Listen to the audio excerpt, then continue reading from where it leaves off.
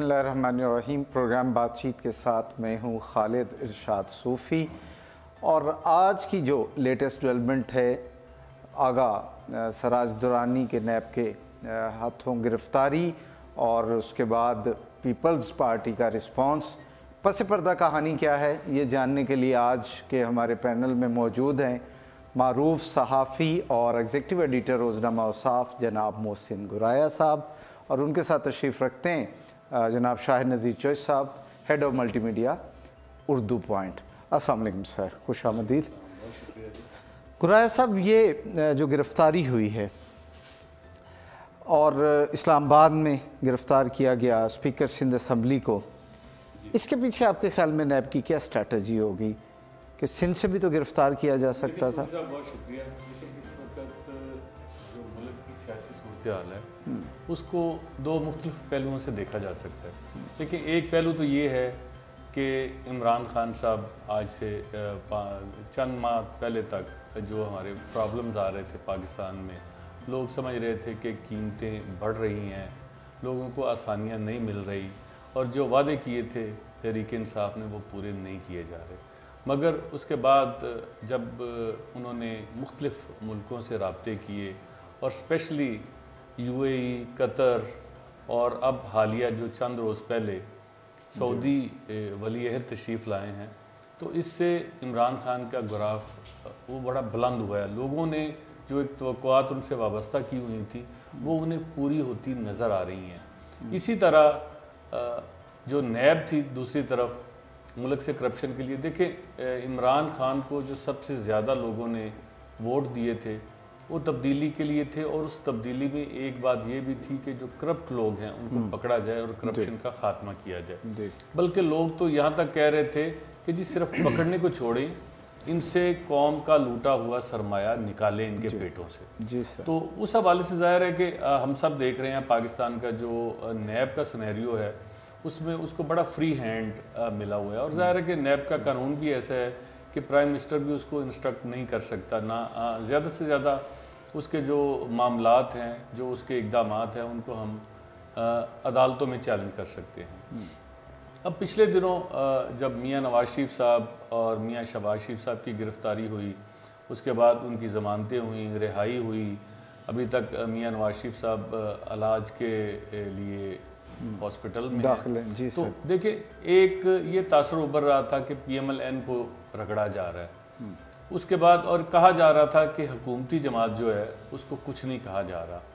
फिर यकायक हमने देखा कि नैब ने जो पंजाब के सीनियर वज़ीर हैं अलीम खान, उनको पकड़ लिए, और ये एक बहुत बड़ी डेवलपमेंट थी जिसे लोग मुख्तलिफ हवालों से देख रहे थे। कुछ कह रहे थे कि इसको बैलेंस करने के लिए पकड़ा है, कुछ कह रहे थे कि जी ये एक ऐसा एहतसाब होता नज़र आ रहा है जो हुकूमत का भी हो रहा है और अपोजिशन का भी। गुरा साहब, मैं भी वापस आऊँगा आपके पास, इसी बात को आगे बढ़ाएंगे। शाहिद नज़ीर चॉइस साहब, पीपल्स पार्टी ने जिस तरह का रद्द अमल दिया है, क्या उसकी जो एहतजाजी आवाज़ है, आप समझते हैं कि अपोजिशन की सारी जमातों की आवाज़ उसके हमनवा हो जाएगी? कुछ ऐसा ही तासुर दिया जा रहा है कि जैसे कि जरदारी साहब ने कह भी दिया है कि आगा सराज दुरानी की गिरफ़्तारी से जमहूरियत को बहुत बड़ा धचका लगा है। हैरानी की बात यह है कि अपोजिशन जमात जो है, जो हुकूमत का मुहासबा करती है तो आइन का तहफ़्फ़ुज़ वही करती है, लॉ एंड आर्डर की ज़िम्मेदारी उसकी है कि उसको चेक पर रखे और उससे मुल्क के अंदर जो कानून की जो बालादस्ती है उसको जो है हर तरीके से उसको कामयाब होने के लिए रास्ता दे।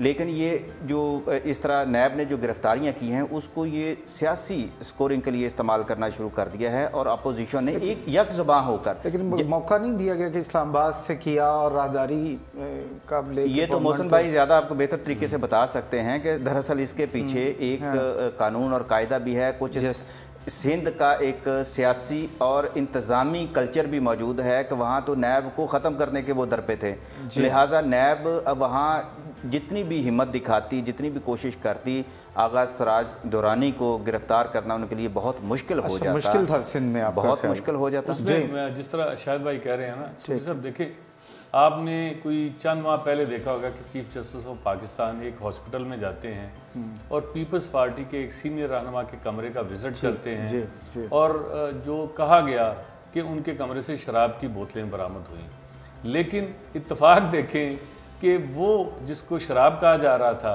वो बाद में शहद बन गया, अमृत बन गया, अमृत धारा बन गई।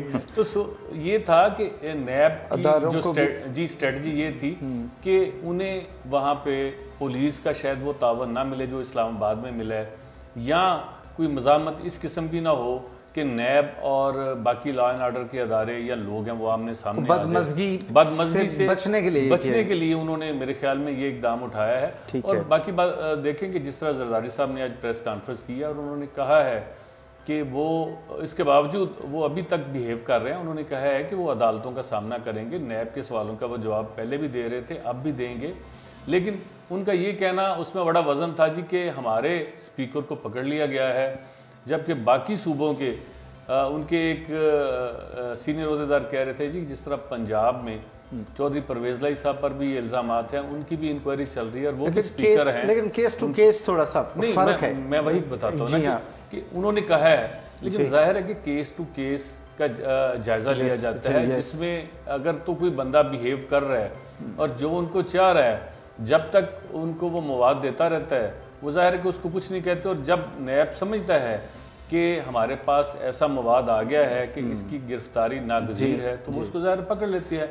अब इसमें एक जो भूचाल की बात जिस तरह हम कर रहे थे, सियासी भूचाल की, देखें जो सबकी नज़रें हैं वो इस वक्त है मौलाना फजलुर रहमान पर। अब मौलाना फजलुर रहमान राब्ते कर रहे हैं। आज जरदारी साहब ने भी कहा है कि मौलाना फजलुर रहमान उनके दोस्त भी हैं और उनके भाई भी हैं। अगर वो एहतजाज के लिए जिस तरह कहा जा रहा है कि वो अगले दिनों में मार्च में शायद कोई एहतजाज की कॉल देने जा रहे हैं बड़े पैमाने पे, तो उन्होंने कहा कि अगर वो एहतजाज की कॉल देते हैं तो हम उनका बिल्कुल साथ देंगे। उन्होंने फिर मियाँ शहबाज शरीफ साहब का भी जिक्र किया और कहा कि उनकी जो ज़मानत हुई है हम उन पर मुबारकबाद देते हैं।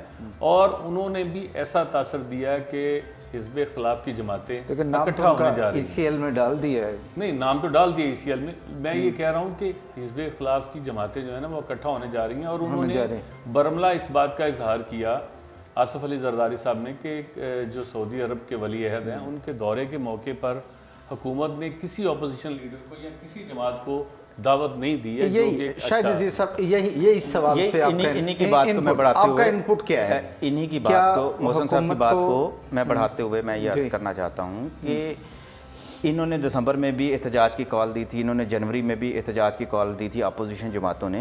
बुनियादी तौर पे ये अपोजिशन की जमातों का खुद अपना इत्तेहाद जो अभी तक मशकूक है, ये नज़रिया ज़रूरत के तहत चलता है। और जिसको केस में आप ये लगता है कि मैं बेहतर पोजीशन में आ जाऊँगा और वो ज़रा पीछे हट जाता है, जिसको थोड़ा सा इस सिस्टम को ब्लैकमेल करना है वो थोड़ा सा फ्रंट पे आके एहतजाज की कॉल देते थे। लेकिन मुझे नहीं लगता कि करप्शन के ख़िलाफ़ वज़ीर आज़म साहब ने जो अभी आपने ये दोबारा ये कहा है कि ये बिला मशरूत होगा और एहतसाब पर कोई जो है बारगेनिंग इस तरह की नहीं होगी, ये एहतसाब होगा।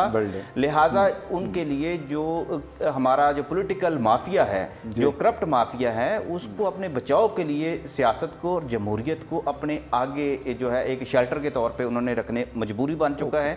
लिहाजा मुझे नहीं लगता कि ये मार्च में भी मार्च करने की कोशिश करेंगे और ये कामयाब हो जाएंगे। अच्छा गुराया साहब, मैं वापस आ रहा हूँ वही नैब के उस पर।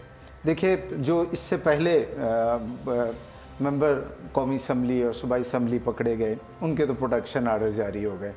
अब आगा सराज दुरानी साहब खुद ही अरेस्ट हो गए, तो इस सूरत हाल को आप क्या कमेंट करेंगे? देखिए जो कवानीन हैं और हर नहीं, उनकी ख्वाहिश तो होगी मैं असम्बली बिजनेस। तो मैं आपको बताऊं कि जब सिंध असम्बली का सेशन कॉल होगा तो अब चूँकि ये तो अरेस्ट हैं और इनकी अदम मौजूदगी में जो वहाँ के डिप्टी स्पीकर साहब हैं, वहाँ खातून हैं, तो वो ज़ाहिर है कि स्पीकर के फ़राइज़ संभालेंगी और उनके पास ये पूरा इख्तियार है कि वो किसी भी मेंबर को जिसको नैब पकड़े या कोई और पकड़े तो उसको बुला सकती हैं और ये इसको बुला लेंगे। इसमें कोई दूसरी राय नहीं है। ये प्रोडक्शन आर्डर इनके जारी होंगे। बहुत शुक्रिया मोहसिन गुराया साहब आपका, शाहिद नज़ीर साहब आपका। वक्त आज हमारे पास कुछ महदूद था। बहुत जल्द आपसे नए मौजू के साथ दोबारा होगी मुलाकात। मुझे दीजिए इजाज़त। अल्लाह हाफ़िज़।